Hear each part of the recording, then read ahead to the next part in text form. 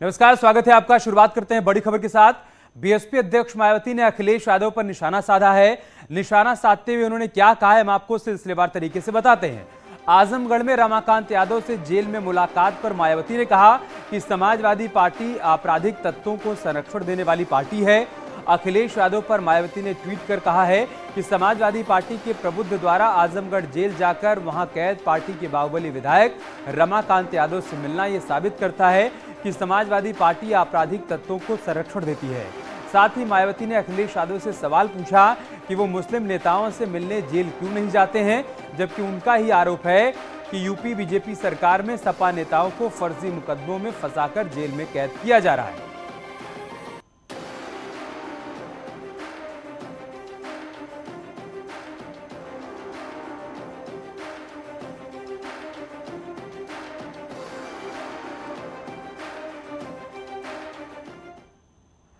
इधर बीएसपी पर एसपी ने पलटवार किया है। समाजवादी पार्टी का कहना है कि मायावती को दुख होता है कि यूपी के मुसलमान अखिलेश यादव के साथ क्यों हैं। कांशीराम के आंदोलन को मायावती ने धोखा दिया। आजकल हिंदुस्तान में कुछ नेता बंद कमरे में बैठ के भारतीय जनता पार्टी की स्क्रिप्ट पढ़ते रहते हैं। उनको सामाजिक न्याय और जनता की असली समस्या महंगाई बेरोजगारी से कोई लेना देना नहीं है। बस स्क्रिप्ट पढ़ के जनता का असली मुद्दों से ध्यान भटकाने की कोशिश कर कि माननीय अखिलेश यादव जी आजमगढ़ में रमाकांत यादव जी से मिलने गए और मुसलमानों के मामले में वो नहीं बोलते हैं। क्या ये बात पता नहीं है मायावती जी कि जब माननीय आजम खान साहब जेल गए, 1 महीने के अंदर माननीय अखिलेश यादव जी पूरा सीतापुर का घेराव करके वो उनसे मिलने गए थे। जब सीए का मूवमेंट हुआ, आप एंटी सीए मूवमेंट पे बीजेपी आरएसएस के साथ खड़ी थी, लेकिन माननीय अखिलेश यादव जी ने पूरे प्रदेश में जिन 30 लोगों को गोलियों का से भून डाला था, उत्तर प्रदेश की पुलिस ने उनकी मदद करने में, उनके परिवारों को मदद करने में हमारे समाजवादी लोगों ने उनकी मदद की थी। वहीं एसबीएसपी ने भी मायावती पर बड़ा हमला बोला है। एसबीएसपी का कहना है कि बहन जी के 2 सांसदों पर ईडी और सीबीआई हमला कर रही है, लेकिन बहन जी कुछ नहीं बोल पा रही हैं।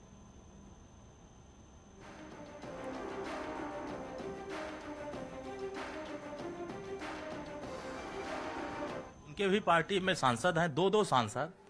किसी पर ईडी हमला कर रही है, किसी पर प्रताड़ना का आरोप लग रहा है, लेकिन हमने कभी नहीं देखा। वो भी मुसलमान थे, अफजाल अंसारी साहब मुसलमान थे, उनके ऊपर कभी उन्होंने बोला नहीं कि उनके साथ अन्याय हो रहा है। कभी सुना आपने? नहीं सुना। और दूसरे एक राय साहब थे जो अभी न्यायालय से छूट करके आए, तो कहीं उनपे भी बोलने की हिम्मत नहीं जुटाए। और अब कह रहे हैं कि मुसलमान उनके दिमाग में आ रहा है। समाजवादी पार्टी अपना काम कर रही है, वो जा रही है अपने नेता के पास, उसका तो बेस वोट है वो, जिसके पास वो जा रही है। लेकिन आप कितना हिमायती बन रहे हैं उसका? आप पश्चिम में मुसलमानों ने आपको कुछ वोट किया? आप तो किसी के दर्द में हम नहीं नजर आ देखते हैं कि बहुजन समाज पार्टी के नेता ट्वीट के अलावा कहीं नजर आ रहे हो। पूरे उत्तर प्रदेश में तमाम ऐसे दलित नेता हैं जिनके ऊपर अत्याचार हुआ, अन्याय हुआ, बड़े बड़े घटनाएं हुए। हाथरस से बड़ा घटना उत्तर प्रदेश में कौन सा हुआ? बहन जी कभी गई वहां? जब दलितों के लिए वो खड़ा नहीं हो सकती, तो फिर मुसलमान कैसे? मुसलमान बस वही जुबान पर रहेगा और ट्वीट पर रहेगा। इधर बीजेपी सांसद जगदंबिका पाल ने अखिलेश के बारे में मायावती के ट्वीट को लेकर अखिलेश यादव पर निशाना साधा। जगदंबिका पाल ने कहा कि अब इनका चरित्र सामने आ रहा है। वहीं केंद्रीय मंत्री बीएल वर्मा ने मायावती के ट्वीट पर कहा कि इससे सहमत हूं, एसपी की सरकार में गुंडों और माफियाओं का राज हुआ करता था। और आज जेल में किन अपराधियों से मिलने जा रहे हैं कि जिनका कि एक लंबा इतिहास है। तो ये समाजवादी पार्टी तो हमेशा अपराधियों को संरक्षण देने वाली पार्टी है। सरकार में मंत्रिमंडल में अपराधी थे, तो आखिर ये कोई नई चीज़ नहीं है। और मुझे लगता है कि लोगों के सामने चेहरा बेनकाब होगा। प्रदेश की जनता इस बात को समझती, तभी तो आजमगढ़ के चुनाव और रामपुर के चुनाव जो इनके पक्ष में गए, तो वो भी अब भारतीय जनता पार्टी के पक्ष में गए। तो अब उत्तर प्रदेश की जनता समाजवादी पार्टी को, बसपा को जान चुकी है कि इनकी कथनी करनी अखिलेश यादव जी जब जब देखा हुआ अपने सरकार में रहे हैं, तब उनकी इस पार्टी का, उनकी सरकार का क्या हश्र रहा है। तो गुंडागर्दी और माफियागिरी की पहचान समाजवादी पार्टी की सरकार रही है। और कोई ना कोई बात अगर देखेंगे तो तुष्टिकरण की राजनीति वो करते रहे, लेकिन भारतीय जनता पार्टी न्याय सबको, तुष्टिकरण किसी का नहीं। और माननीय प्रधानमंत्री मोदी जी के नेतृत्व में सबका साथ सबका विकास के मंत्र को हम चरताते हैं।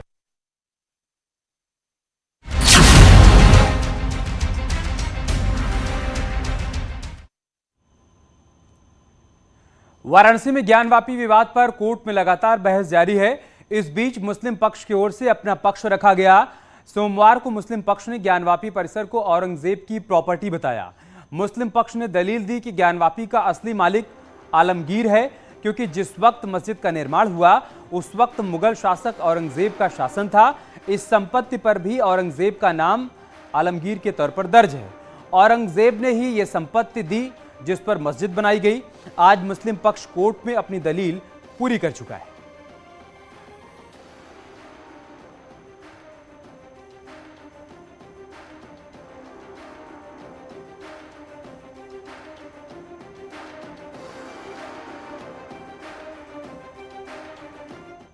जो भी बहस विपक्षी द्वारा किया गया है वो सभी दोहराव है और इस प्रकार माननीय न्यायालय के समय को बर्बाद किया जा रहा है। पुनः 1936 के दीन मोहम्मद के केस का उल्लेख किया गया, उस पर बहस की गई और 1942 में जजमेंट आया इलाहाबाद हाई कोर्ट का, उस पर बहस की गई। ये सारी बहस हो चुकी है, परंतु ये समय को बर्बाद करने के लिए, लंबा खींचने के लिए, अपनी दुकानदारी को आगे बढ़ाने के लिए किया जा रहा है। और इस बहस में खास मुद्दे यही हैं। मुस्लिम पक्ष ने कहा है कि वक्फ संपत्ति है, ये वक्फ ट्राइब्यूनल जाना चाहिए। औरंगजेब ने इसको वक्फ किया था और 1944 में गजट हो चुका है इसका। जो उनका बेसिक क्लक्स ऑफ आर्गुमेंट है, जिस पे हमारा प्रत्युत्तर ये है कि इस संपत्ति को कभी भी वक्फ संपत्ति घोषित नहीं किया गया है और जो भी उन्होंने डॉक्यूमेंट्स फाइल किए वो दूसरी मस्जिद के लिए, इस मस्जिद के लिए नहीं है। यहाँ पे वक्फ एक्ट अप्लाई नहीं होता है। समाजवादी पार्टी का कहना है कि धार्मिक मामले में बीजेपी के नेता समाज को तोड़ने की बात करते हैं, ना कि जोड़ने की। वहीं बीजेपी का कहना है कि हिंदू धर्म को लेकर एसपी की क्या विचारधारा है, इसे जनता देख रही है और हर चुनाव में जवाब भी दे रही है। भारतीय जनता पार्टी के नेता हमेशा से समाज के अंदर नफरत फैलाने की बात क्यों करते हैं, समाज को जोड़ने की बात क्यों नहीं करते। सनातन धर्म तो हमेशा से समाज को जोड़ने की बात करता है, मोहब्बत की बात करता है। वो घृणा से दूर भागता है, घृणा से नफरत करता है, वो तो भाईचारे का पैगाम देता है। कमाल है भारतीय जनता पार्टी के नेता, हिंदुस्तान की संस्कृति और संस्कार। जो वाद न्यायालय के समक्ष निर्धारित करने के लिए पहुंच चुका है, उसका निर्धारण न्यायालय सबूतों और तथ्यों के आधार पर करेगा। लेकिन जब कभी कोई सांप्रदायिक विषय होगा तो समाजवादी पार्टी के प्रवक्ता और उनके राष्ट्रीय अध्यक्ष सामने आ जाएंगे और तमाम प्रकार की नसीहतें देना शुरू कर देते हैं।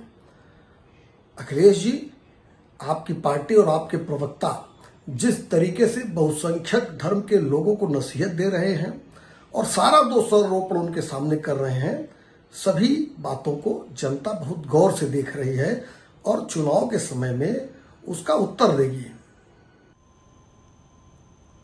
ज्ञानवापी मामले में हिंदू संत समाज का कहना है कि जब तक फैसला नहीं आता है, ज्ञानवापी में रोजाना पूजा पाठ का अधिकार संतों को मिलना चाहिए। वहीं मुस्लिम धर्मगुरु का कहना है कि जब कोर्ट का फैसला आने तक मीडिया ट्रायल नहीं होना चाहिए। ज्ञानवापी मस्जिद नहीं, वो मंदिर है। वहाँ पर भगवान भोले की जो है, आप लोगों ने देखा अभी तत्काल में कोर्ट के आदेशानुसार सर्वेक्षण में प्रकट हुए भगवान भोले। तो इसके बावजूद भी अगर किसी विदेशी आक्रमणकारी औरंगजेब के नाम के साथ ज्ञानवापी को जोड़ा जाए तो दुखद है, निंदनीय है। और हम लोग सरकार से मांग करते हैं कि इस चीज़ को संज्ञान में लेकर और मंदिर परिषद को हमको सौंपा जाए। जब तक कोर्ट में मामला चल रहा है तब तक पूजा का अधिकार और पूजन का अधिकार हिंदू समाज। इसलिए जो मामला सब जुडिशियल है और उस पर बहस हो रही है, वो कोर्ट में है, उस पर किसी भी तरीके की टिप्पणी या किसी भी तरीके की वार्ता या किसी भी तरीके का वाद विवाद कोर्ट के बाहर करना कतई तौर पर मुनासिब बात नहीं होगी। हम सब इस मुल्क के नागरिक हैं और सबको कोर्ट पर भरोसा है कि कोर्ट जो भी फैसला करेगा वो साक्ष्यों के आधार पर और कानून के आधार पर करेगा। इसलिए बगैर इसके कि आप कोर्ट पर विश्वास करें, बाहर इस तरीके की बहस व मुबाहिसे में पड़ना और ज़मीन किसकी है और किसकी नहीं है इस पर मीडिया पर बहस और गुफ्तगू करना, ये मेरे ख्याल से कतई तौर पर मुनासिब बात नहीं होगी।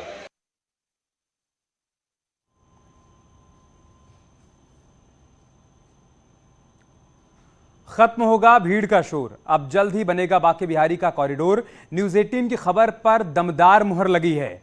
बांके बिहारी मंदिर में हादसे के बाद जिला प्रशासन ने काशी विश्वनाथ की तर्ज पर भव्य कॉरिडोर बनाने का फैसला किया है। इस कॉरिडोर की योजना जिला प्रशासन ने बना ली है, अब सरकार की मंजूरी का इंतजार है। जिला प्रशासन के मुताबिक मंदिर के आसपास के क्षेत्र में विस्तार के साथ ही वीआईपी मार्ग और गली नंबर 4 को चौड़ा किया जाएगा। इस कॉरिडोर पर आने वाला खर्च बांके बिहारी खजाने से ही लिया जाएगा। इस योजना के तहत करीब 250 करोड़ का खर्च अनुमानित है। बांके बिहारी कॉरिडोर के तहत आने वाले मंदिर का क्षेत्रफल फिलहाल 680 वर्ग मीटर है और निर्माणाधीन हॉल के पास करीब 665 वर्ग मीटर क्षेत्रफल का अधिग्रहण किया जाना है। इसके अलावा विद्यापीठ से मंदिर पहुंचने वाले मेन सड़क गली नंबर 4 और परिक्रमा मार्ग को भी चौड़ा किया जाना है।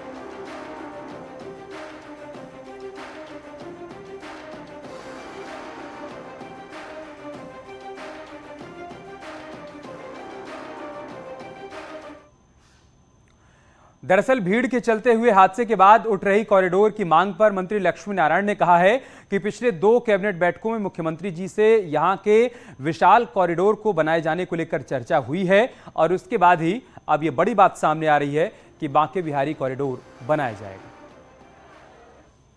मुख्यमंत्री जी से पिछली 2 कैबिनेटों में यहाँ के कॉरिडोर के बारे में पूरा डिस्कस भी हो गया।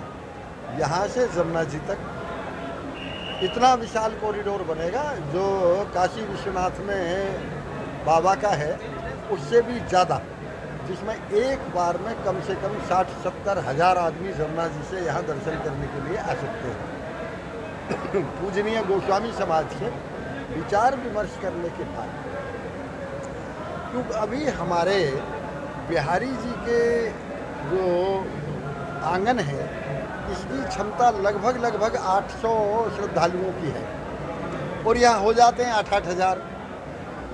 तो इन सब से संपर्क करके इस आंगन को भी मेरा ये मानना है कि ये आंगन कम से कम एक बार की क्षमता में 5000 का कम से कम होना चाहिए, क्योंकि बिहारी जी के प्रति अपार श्रद्धा लोगों की बढ़ रही है। इन सारी चीज़ों पर विचार विमर्श करके बहुत जल्दी कोर्ट से भी हम काफ़ी नज़दीक आ गए हैं यहाँ गलियारा बनाने के लिए और विस्तार करने के लिए। और चलिए आपको बताते हैं कि क्यों जरूरी है बांके बिहारी कॉरिडोर का निर्माण। दरअसल जन्माष्टमी के दिन भीड़ बढ़ जाने के चलते 2 लोगों की मंदिर में मौत हो गई थी। यही नहीं, पुलिस रिकॉर्ड के मुताबिक मंदिर परिसर में आपराधिक घटनाओं में लगातार इजाफा हो रहा है। मंदिर में अधिक भीड़ होने के चलते मोबाइल, पर्स, चेन की अक्सर चोरी हो जाती है। पुलिस रिकॉर्ड में पिछले 3 साल में 70 से अधिक केस दर्ज हुए हैं। फिलहाल प्रशासन की ओर से निगम और तहसील और मंदिर प्रबंधक से सभी साक्ष्य मांगे गए हैं और रिपोर्ट शासन को भेजने की तैयारी की जा रही है।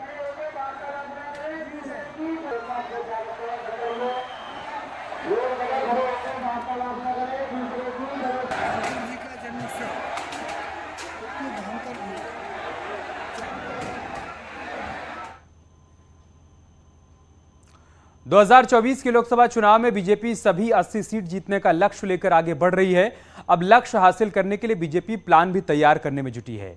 उत्तर प्रदेश बीजेपी के नए संगठन महामंत्री धर्मपाल सिंह पदभार ग्रहण करते ही रणनीति बनाने में जुट गए हैं। लखनऊ में धर्मपाल सिंह की अध्यक्षता में 4 सांगठनिक क्षेत्रों यानी अवध, काशी, गोरक्ष और बुंदेलखंड के प्रभारी मौजूद थे। सभी 4 क्षेत्रों के जिला अध्यक्ष, जिला प्रभारी भी मौजूद थे।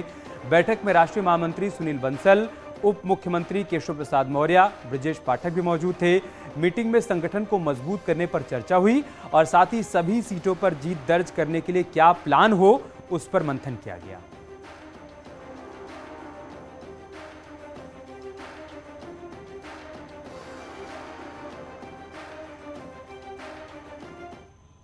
सिस्टम होता है, नए संगठन महामंत्री जी आए तो उनका सबसे परिचय हो। आज की बैठक केवल इस दृष्टि से अभी ये परिचयात्मक बैठक थी। इस बैठक में यही चर्चा हुई है कि आदरणीय धर्मपाल जी संगठन महामंत्री नियुक्त हुए हैं, उनसे एक दूसरे का परिचय के बारे में कोई रणनीति नहीं, केवल परिचयात्मक बैठक थी। जिस प्रकार से माननीय सुनील बंसल जी के बाद में माननीय धर्मपाल सिंह जी उत्तर प्रदेश के नए महामंत्री संगठन हुए हैं, तो उस नाते वो आकर और ये 4 क्षेत्र हमारे अवध, काशी, कानपुर और ब्रज, इन चारों क्षेत्रों के जो ब्रज नहीं, गोरखपुर, इन चारों क्षेत्रों के कार्यकर्ताओं, जो प्रमुख कार्यकर्ताओं के साथ में आज एक परिचयात्मक बैठक। देखो, कुल मिलाकर बैठक का जो उद्देश्य तो यही है कि चूंकि वो नए उत्तर प्रदेश में संगठन मंत्री के रूप में आए हैं, तो एक बार सारे कार्यकर्ताओं से अगर उनका परिचय हो जाए, जिससे आगे काम करने में सुविधा हो। और रही बात उत्तर प्रदेश भारतीय जनता पार्टी की, तो पार्टी सदैव अपने लक्ष्य को लेकर काम करती रहती है, विचारधारा को लेकर काम करती रहती है। चुनाव तो आते जाते रहते हैं। इधर लखनऊ के ऐशबाग के चित्ताखेड़ा इलाके में 100 करोड़ की जमीन की गड़बड़ी का खुलासा हुआ है। आरोप के मुताबिक एलडीए के 2 पूर्व वीसी समेत कई अधिकारियों ने मिलकर यह खेल किया। चित्ताखेड़ा की जमीन पहले लीज पर ली गई और फिर बिल्डर को बेच दी गई। 2016 से 2017 के बीच कौशल कुमार को जमीन लीज पर दी गई थी, जिसे उसने प्राइवेट बिल्डर को बेच दिया। और अब यह बड़ी बात सामने आई है कि इसमें तमाम लोगों की मिली भगत भी रही है, लिहाजा अब जांच का दायरा बढ़ने वाला है।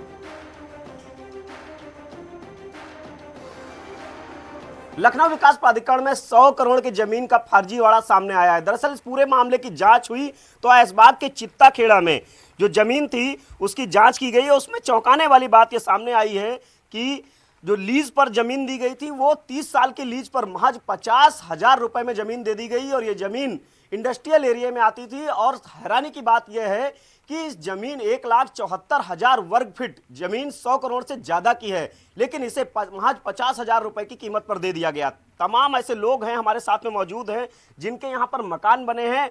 अब इनके सामने समस्या यह है कि इनका मकान अब एलडीए ने खाली करने का नोटिस दे दिया है। और अब खबर उन्नाव से है। अतिक्रमण पर प्रशासन का बुलडोजर चला है। पूर्वा मौरावा मेन रोड पर ईओ के नेतृत्व में अतिक्रमण के खिलाफ अभियान चलाया गया। इसके तहत अवैध गुमटियों पर बुलडोजर चला। पूर्वा नगर पंचायत इलाके में यह कार्रवाई की गई, जिसकी तस्वीर हम आपको दिखा रहे हैं। लंबे समय से अवैध निर्माण किया गया था, अवैध तरीके से कब्जा किया गया था, जिसके बाद प्रशासन की मौजूदगी में अवैध कब्जे को हटाया गया। तमाम गुमटियां जो कि अवैध तरीके से रोड के किनारे लगाई गई थी, उनको बुलडोजर के जरिए हटा दिया।